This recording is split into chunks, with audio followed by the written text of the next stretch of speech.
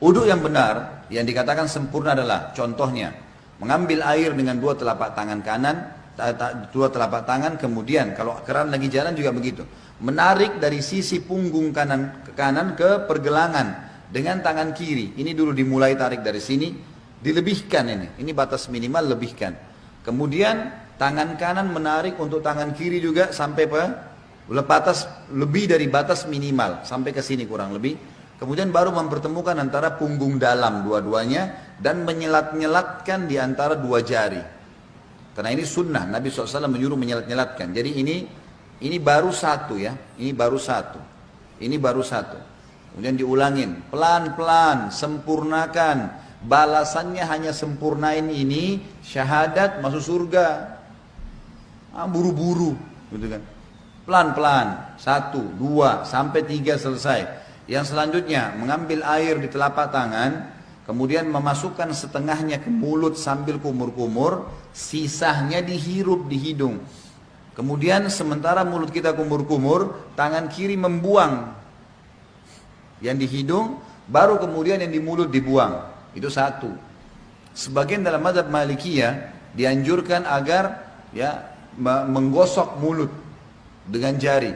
Terutama yang saya katakan adalah di bagian depan gusi, karena biasanya di sini ada lendir yang membuat bau mulut nggak enak. Kita kalau uduk sebentar misalnya lagi kumur-kumur, bapak ibu coba masukin di bagian depan ini sering ada lendir 4 sisi ini. Itu kalau dikeluarin bau mulutnya jadi hilang.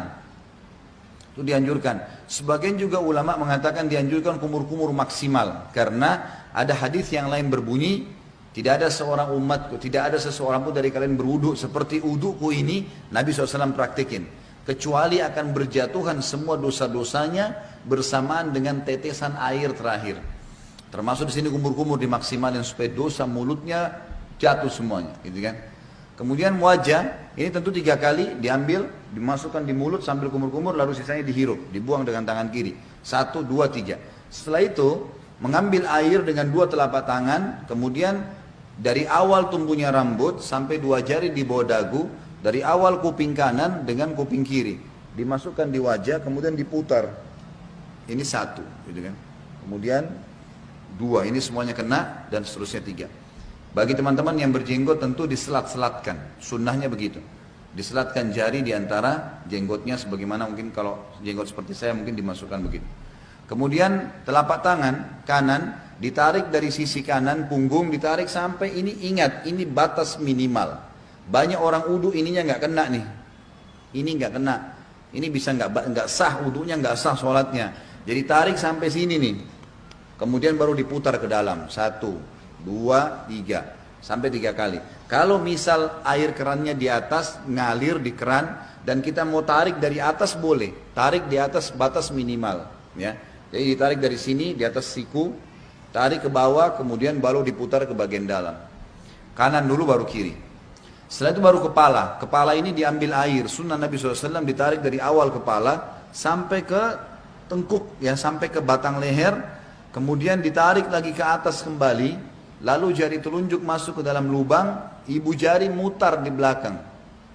1, ya. Ini satu-satunya yang dilakukan 1 kali saja. Kalau semua tadi anggota tubuh, telapak tangan, tangan sampai siku, wajah, ini semua 3 kali. Kumur-kumur, bersihkan hidung semua 3 kali. Kecuali kepala cuma sekali. Bagi ibu-ibu yang rambutnya panjang, ditarik sampai ke tengkuk, lalu ditepuk-tepuk ke atas. Sampai kembali ke depan, baru kemudian masuk ke sini, baru diputar. Selanjutnya telapak kaki, dibasuh minimal mata kaki, lebihkan ke atas. Lebihkan ke atas supaya memang sempurna. Setelah itu jangan pernah lupa ucapkan syahadat, asyhadu an la ilaha illallah wahdahu, ada tambah la syarikalah, tidak ada sekutu baginya, wa asyhadu anna muhammadan abduhu wa rasuluh. Itu saja dijamin, kata Nabi SAW, dibukakan baginya 8 pintu surga, ia boleh memasuki dari mana saja dia mau atau dia suka. Di dalam hadis yang lain disebutkan bahwasanya Nabi SAW bersabda, riwayat Imam Tirmidzi, siapa yang membaca setelah syahadat, Allahumma ja'alni minat tawwabina, sebaiknya dia membaca setelah syahadat, Allahumma ja'alni minat tawwabina, wa ja'alni minal mutatahhirin. Ya Allah, jadikanlah saya